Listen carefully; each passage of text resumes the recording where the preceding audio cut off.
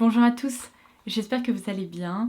Alors vous le savez, en ce moment il y a des promos absolument partout et j'étais très surprise de voir qu'il y avait une réduction de 25% sur cette nouvelle palette Natasha Denona qui vient tout juste de débarquer chez Sephora.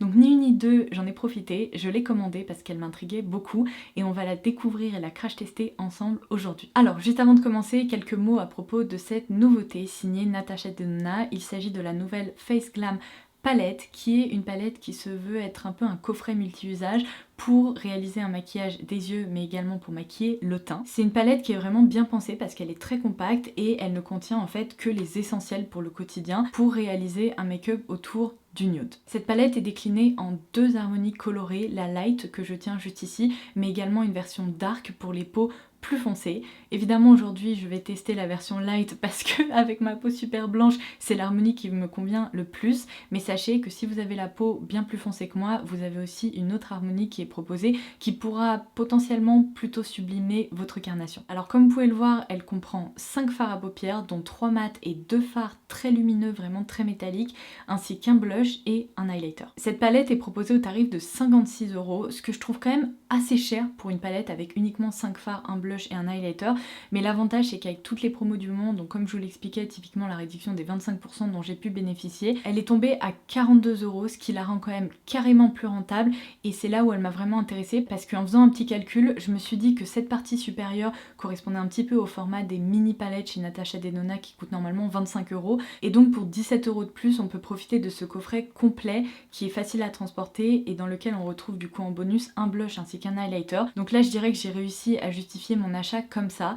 J'ai voulu voir si par hasard ça n'allait pas être la palette multi-usage parfaite. On va essayer de répondre à cette question ensemble aujourd'hui. Donc pour ce faire, je vous laisse avec le make-up. Bon visionnage. Et bien c'est parti pour le maquillage des yeux. Je vais commencer par balayer cette teinte dans le creux de la paupière avec le pinceau 239 de Zoeva. Il s'agit d'un beige moyen avec des sous-tons légèrement rosés. Et comme vous pouvez le voir, il n'a fait aucun patch. Le fard se travaille vraiment très facilement. Toujours avec ce même pinceau, je vais venir renforcer l'intensité au niveau du creux et du coin externe avec le fard qui porte le nom de Crease. De même avec ce fard mat, il n'y a absolument aucun patch, le rendu est très homogène. Maintenant, avec un petit pinceau plat assez précis, je vais venir prélever la teinte Smoke que je vais appliquer en ras de cils inférieur. Ça va me permettre ici de rejoindre le coin externe et je vais également l'appliquer juste là pour donner de la définition au maquillage. Donc tout d'abord avec la tranche de mon pinceau, je viens définir ici le ras de cils inférieur. Je veux pas créer un effet trop smoky, au contraire je veux juste redéfinir un peu le ras de cils inférieur. Donc j'y vais mollo et j'étire la couleur en dégradant. Maintenant je peux reprélever de la couleur pour l'appliquer du coup en coin externe. J'ai opté pour une application diagonale de façon à étirer le regard et créer un peu un regard en amande. Avec un pinceau estompeur propre, je vais estomper les bords. Je suis vraiment impressionnée par la facilité que j'ai à dégrader ces textures. Vous pouvez bien sûr opter pour un maquillage quotidien parfaitement mat, mais vous le savez, j'adore les fards à paupières lumineux. Donc au doigt, je vais venir prélever cette teinte-ci qui va être placée au niveau de la paupière mobile. Et en coin interne, après, j'appliquerai ce petit fard qui m'a l'air encore plus lumineux. Regardez l'effet métallique parfaitement foil de ces deux fards. C'est incroyable, donc comme je vous le disais, le plus foncé va aller sur la paupière, tandis que celui-ci va être placé en coin interne. Alors pour éviter qu'il y ait des chutes, j'hésite pas à tapoter un peu mon doigt comme ça, un peu comme un pinceau finalement, pour ne pas avoir d'effet métallique ici au niveau du dessous des yeux. Et je vais bien presser le fard pour pouvoir profiter de tous les effets métalliques. Ce fard est incroyable, il réfléchit hyper bien la lumière, c'est un vrai rose gold avec un fini légèrement cuivré. En tout cas, ça a vraiment permis de rehausser le make-up, c'est superbe. Je vais reprendre mon petit pinceau estompeur juste pour éviter d'avoir des effets métalliques ici dans le creux, ça va me permettre d'estomper ça. Je le fais délicatement pour pas étirer la couleur. Et en coin interne, je vais tenter l'application au pinceau. Si je suis pas satisfaite du rendu, j'ajouterai un peu de matière directement au doigt. Parce que parfois les fards à paupières métalliques comme ça ne ressortent pas suffisamment au pinceau.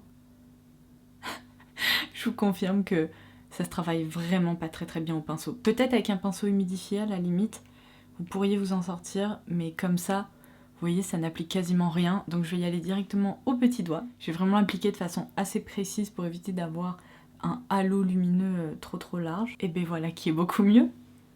Je vais utiliser mon pinceau en revanche pour estomper un peu les bords et m'assurer qu'il n'y ait pas de démarcation. Et enfin, de même au petit doigt, je vais étirer cette couleur lumineuse ici, au niveau du premier tiers du ras de cils inférieur, pour agrandir le regard. Je vais m'arrêter là parce que ce maquillage correspond tout à fait à ceux que j'aime porter au quotidien. Il y a de la définition, de la luminosité et tous ces fards se complimentent et créent une jolie harmonie. Donc je vais aller appliquer de l'eyeliner, du mascara et également ajouter un trait de crayon couleur chair en muqueuse et je vous retrouve tout de suite. Et bien voilà ce que ça donne une fois le make-up des yeux terminé. J'ai juste dû passer un pinceau poudre ici parce qu'en fait le fard lumineux avait quand même fait des micro-chutes qui étaient franchement à peine perceptibles, mais à la lumière ça se voyait. Donc j'ai juste passé un pinceau et c'est parti très facilement. Donc ça c'est plutôt un bon point parce que quand il y a des chutes qui sont très difficiles à retirer, ça m'énerve. Alors que là, bon, c'était franchement gérable. En revanche, je vous confirme qu'il n'y avait aucune chute pour les fards mat. C'est vraiment lié à la texture peut-être un peu plus friable de ces fards au fini métallique. Donc je sais pas ce que vous en pensez, mais pour le quotidien, je trouve ça vraiment superbe. Il y a plein de jolis reflets, aucun patch, c'est vraiment un make-up qui a été facile et rapide à réaliser et qui pourtant semble assez travaillé, donc je suis ravie. On va maintenant pouvoir passer au maquillage des joues. Alors l'avantage de cette palette, c'est qu'il s'agit vraiment d'un coffret complet avec lequel on peut se maquiller les yeux, mais également le teint. Et puis j'ai presque envie de dire qu'on pourrait détourner cette couleur de blush sur les lèvres pour créer un look un peu effet monochrome. Donc aujourd'hui, je vais appliquer ce blush évidemment sur les joues et également vous montrer le rendu de l'highlighter. D'ailleurs, je vais mettre mes cheveux derrière mes oreilles pour que vous puissiez voir un peu la définition que ça apporte, mais j'ai pas du tout contouré mon teint pour voir si justement cette teinte de blush permettrait au moins de sculpter un petit peu mes joues. Alors c'est la première fois que je touche ce blush et c'est très étonnant parce qu'il s'agit d'un blush crème, mais en fait j'ai l'impression qu'il est très soyeux et velouté, donc je pense qu'il va se transformer en fini poudre. Et je vous confirme qu'il s'agit définitivement d'un blush crème qui laisse un fini complètement velouté, un peu effet peau de pêche sur la peau et qu'il est mat. Regardez. C'est vraiment une couleur qui est élégante parce qu'elle est ni beige ni rose, c'est un petit peu entre les deux. Ça permet d'apporter de la couleur, vous voyez, mais de façon très naturelle. Je pense que là vous pouvez voir la différence. Ici j'ai vraiment les pommettes un peu rehaussées, un effet bonne mine qui s'est diffusé sur la joue, tandis que là c'est bien plus plat, ça manque un peu de couleur justement, donc je vais faire la même chose de ce côté-là. Et j'aime bien appliquer mon blush comme ça en remontant parce que ça permet de relever un peu les joues et de donner un peu plus de dimension en fait au visage. Tandis que si vous cherchez à arrondir un peu vos joues, vous pouvez très bien opter pour une application bien plus concentrée au niveau de la pommette. Et bien vous savez quoi, si vous faites partie de celles qui aiment avoir l'option de ne pas toujours appliquer de l'highlighter, en tout cas pas de façon quotidienne, je pense que ce blush vous plaira vraiment parce que malgré son fini mat, vous voyez, il garde une certaine luminosité, il donne vraiment ce côté bonne mine que parfois l'highlighter apporte lorsque ça manque au niveau du blush. Donc de ce côté-là, je suis très contente parce que franchement, si aujourd'hui je devais me passer d'highlighter, je pourrais le faire sans problème. Mais bon, évidemment, il y en a un dans la palette, donc on va le tester tout de suite. Alors, je vais vérifier la texture. C'est pas du tout la même. Elle est bien plus poudrée, même si elle reste soyeuse. Regardez-moi ça, ça a l'air d'être un highlighter absolument superbe. Je suis très contente de voir qu'il n'y a pas de reflet jaune ou doré à l'intérieur. C'est un champagne qui me semble assez neutre. Quoique sur la peau quand même il y a des reflets légèrement dorés qui apparaissent, mais ça semble assez léger. Donc je vais voir ce que ça donne au niveau de l'application. Je vais utiliser un petit pinceau highlighter précis comme ça qui est le 134 de chez Zoeva et je vais l'appliquer évidemment sur les points de lumière du visage pour voir si cette couleur peut convenir aussi à des peaux claires comme la mienne. C'est vraiment sympa. Ça joue sur la transparence, on peut vraiment construire la matière. Ouh, là c'est vraiment chouette. Je vais en appliquer un petit peu ici sur le sourcil pour apporter de l'éclat. Un petit peu ici au niveau des tempes. Par contre, je vais utiliser mon doigt pour dégrader un peu tout ça parce que j'ai pas envie d'avoir d'effet de matière. La même chose de l'autre côté évidemment. Je pense que là vous pouvez très bien l'observer. J'aurais apprécié qu'il n'y ait pas autant de reflets un peu rose doré dans cet highlighter. S'il avait été un sous-ton plus clair ou s'il n'y avait pas eu ces sous-tons justement un peu colorés, j'aurais préféré. Ceci étant dit, je dois dire que mon make-up du jour me plaît beaucoup. Au niveau des yeux, je n'ai rien à redire, ça correspond tout à fait à ce que je recherche pour le quotidien, donc de ce côté-là, je suis ravie. Pour les joues, comme je vous l'expliquais, je trouve ça superbe au niveau du blush. Par contre, pour l'highlighter, même s'il est joli, je dois dire que je vous proposerai des zooms, mais il marque quand même un petit peu la peau. Alors, c'est sûrement lié au fait que le sous-ton n'est pas idéal pour moi, parce que ça joue beaucoup. Je vous l'ai déjà expliqué, mais quand la lumière, par exemple, touche cet highlighter, ça semble vraiment très joli. Mais quand je me tiens droite comme ça, on peut remarquer qu'il y a une petite barre et un petit peu d'effet texturisé. Après, j'ai déjà vu bien pire avec d'autres highlighters. Là, ça reste quand même très fin et assez soyeux, donc ça me plaît. Bon, dernière étape, vous savez quoi, j'ai bien envie de tester ce blush directement sur les lèvres pour voir comment il se comporte, si j'arrive à colorer un peu mes lèvres. Ça me permettra de finaliser ce maquillage vraiment complet avec une seule palette, ce qui est quand même très pratique. Et bien, sachant que la texture est hyper veloutée, il n'y a aucun problème. On peut tout à fait s'en servir comme ça. C'est vraiment sympa, c'est agréable, c'est très léger. Et pour le coup, ça ne déshydrate pas. Je sens vraiment aucune texture, donc ça c'est plutôt très réussi aussi. Alors, je vais pouvoir passer à ma conclusion concernant cette nouvelle Glam Face Palette de Natasha Denona. Est-ce qu'il s'agit selon moi de la palette multi-usage parfaite? À cette question, je vous répondrai non, pas tout à fait, mais elle commence très sérieusement à se rapprocher de ce que je recherche en matière de palette pour le teint, et je vais vous expliquer pourquoi. On a déjà eu l'occasion de le constater à plusieurs reprises au fil de mes vidéos, mais lorsque les marques nous proposent des palettes pour le teint, il y a souvent, on va dire, 2 blushs, 2 bronzers et un highlighter. C'est à peu près ça, on va dire, la formule classique. Et ce que je regrette à chaque fois, c'est qu'il y a toujours au moins une, deux, voire parfois même 3 références vers lesquelles je ne me tourne jamais. Il y a toujours, vous savez, ce blush trop rose dont on se sert pas, ou alors ce bronzer trop foncé, ou cet highlighter trop doré. Bref, le concept est toujours sympa, mais ce sont finalement des coffrets qui sont pas si universels que ça, et qui sont pas toujours très rentables, parce que si c'est pour utiliser uniquement 2 poudres parmi 6, et bien le concept de palette complète pour le teint est un petit peu à revoir.